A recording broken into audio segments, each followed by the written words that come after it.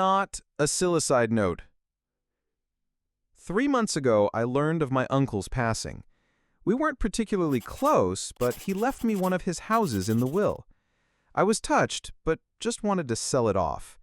I am a fairly new father of twin girls and didn't need another thing to manage right now. To speed up the process, I decided to travel across the country to live in the house until a sale was assured. My job just requires a laptop and phone, so I was approved to work remotely for the time being. Unfortunately, my wife had to stay at her job, so I had to come alone. At first, I treated it as a mini vacation.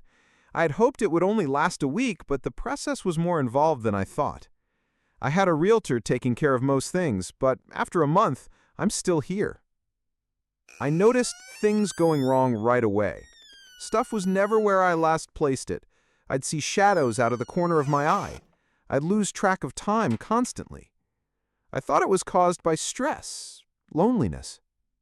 Except for the few times the realtor came by with prospective buyers, the house was the quietest place I had ever been in. Before I completely lost my mind, the neighbor came by with a dog. She was an elderly woman who explained that she had been dog-sitting while my uncle was in the hospital. Now that I was here, she thought I should take Buster, the golden retriever. I thought the neighbor might have been forgetful because she seemed to think my uncle had just passed last week. Either way, I fell in love with Buster, and his presence was exactly what I needed. I even thought it would be a tremendous present to bring home to my girls. I just hoped my wife would feel the same way. However, even the dog could tell something was wrong with the house. Buster accepted his new living arrangements pretty quickly, but would never willingly go upstairs. This was all right with me at the time. I thought it would make it easier to keep track of him. Then, Buster disappeared. Literally, 1 second he was standing right behind me as I was opening the treat jar to give him a snack. My eyes left him for just a moment to put the jar back, and then he was gone. I ran through the whole house calling his name. The kitchen was connected to the living room, and on the other end of that was the master bedroom and study. The other end of the kitchen led to a dining room, which was connected to the entrance hall that also led into the living room and stairs to the second floor. Going upstairs, you had a choice of right or left along a balcony that overlooked the living room on one side and entrance on the other. Going left led immediately to a guest room and game room. Going right led to 2 more guest rooms and a bathroom at the end of the hall. I looked in every room and had to accept that somehow the dog made it outside, even though there was no doggy door and every door and window had been closed and locked. So I searched the surrounding neighborhood for another hour before giving up. I was thinking about making flyers when I opened the front door and heard Buster scrambling towards me from the kitchen. I was ecstatic, of course, but I just couldn't wrap my head around how I could have missed him. I let Buster sleep in the bed with me that night. In hindsight, it was a huge mistake, but it made me feel better at the time. Things picked up at work, though, and I soon forgot about all the strangeness surrounding this house. Clients called me constantly, but we were getting a lot done, and I landed multiple large contracts in a row. I was working around the clock, but I knew I'd be due a promotion once I returned to the home office. Several times I'd get lost in a phone call or spreadsheet and suddenly find that it was nighttime. I'd be so absorbed with work that I would block out Buster whining for food or to go outside. I started to set alarms to keep track, but I had too many important clients to slow down. I was on top of the world, but my health was starting to suffer. I'd forget to eat and even sleep sometimes. There was always something else to do or someone to talk to. I even got better at taking care of Buster, better than I was taking care of myself at least. Then, my good mood ended with a bang. Literally. Buster was whining behind me as I finished another spreadsheet. Then we both heard a door slam upstairs. For the first time since I brought him inside, Buster ran upstairs by himself. I almost called the cops, but I felt silly with the phone in my hand. I started to doubt I had heard anything at all. And if there were an intruder, surely Buster would have been making more noise. So I mustered all the courage I could manage and crept upstairs with a frying pan as my weapon. It was dark upstairs, but enough moonlight was coming in from the downstairs windows for me to make out Buster standing in front of the bathroom. I had purposely closed every door when I last came through here looking for the lost dog, but this door was now wide open. I flipped on the hallway light, but nothing happened. With no better ideas, I raised my frying pan high and walked slowly to the bathroom. There was no window in here, so it was pure darkness inside. I was terrified. Bizarrely, Buster just looked frozen. His tail stood straight up and he just stood there pointed towards the door.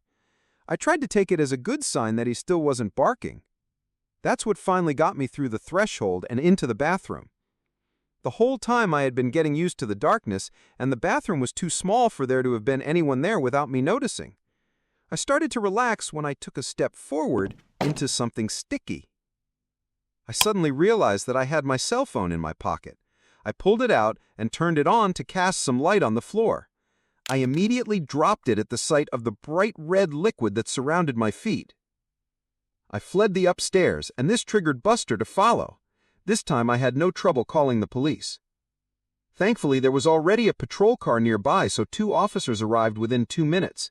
Their powerful flashlights cut through the darkness like knives, but they soon found there was nothing wrong with the upstairs lights.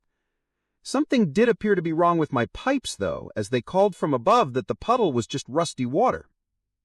Because of their insistence, I climbed up the stairs again and clearly saw a muddy brown puddle in the bathroom.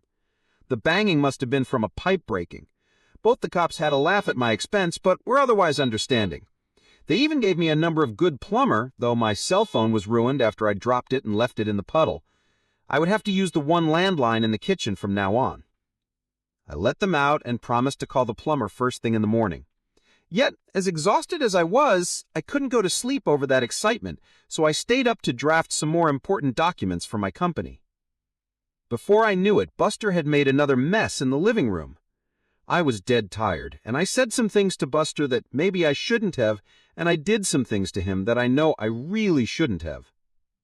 I decided to do something about the stress I had been under, and I spoke to my supervisor that same morning. To my surprise, they were happy to let me have the week off as a sort of mental vacation. Just like that, all my outstanding work was taken away. With nothing else to do, I tried to focus on Buster. I played games with him and fed him a bunch of treats to make up for my earlier neglect. Then, I found the first message. I didn't notice it for some time since I had been avoiding the second floor, but I realized that I had actually not called the plumber. Before doing so, I went upstairs to see if things had gotten any worse. Instead, I immediately saw a message written in red on the hallway wall. It read, "Losing your mind?" For a second, I kinda did. I was scared to death at the thought that someone had sneaked into my house while I was there, probably when I was sleeping. I won't bear repeating everything I said and did right after. Let's just say I hadn't become any braver since the banging. Eventually, I unlocked my bedroom door and made my way to the kitchen with Buster leading the way.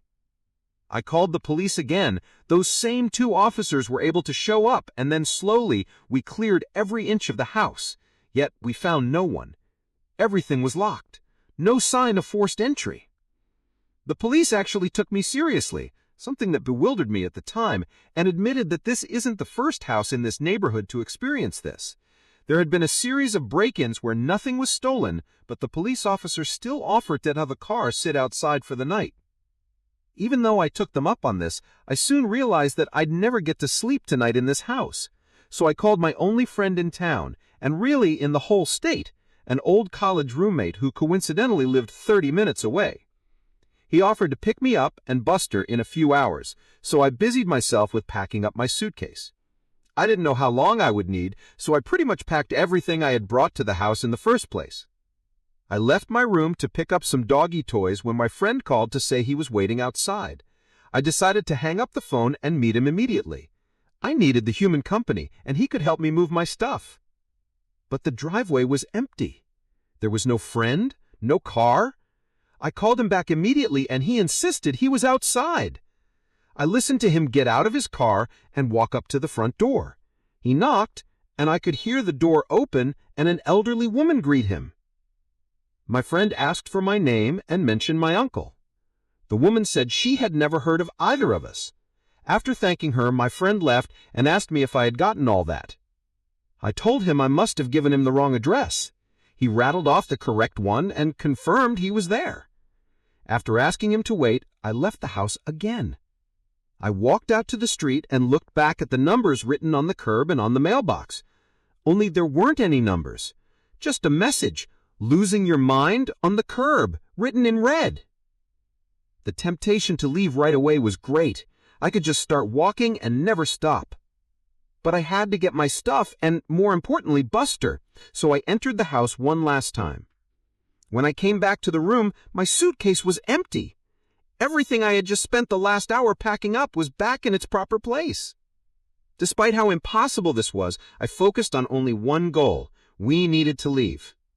I put a leash on Buster and was shocked to see how haggard he was. I resolved to make up to him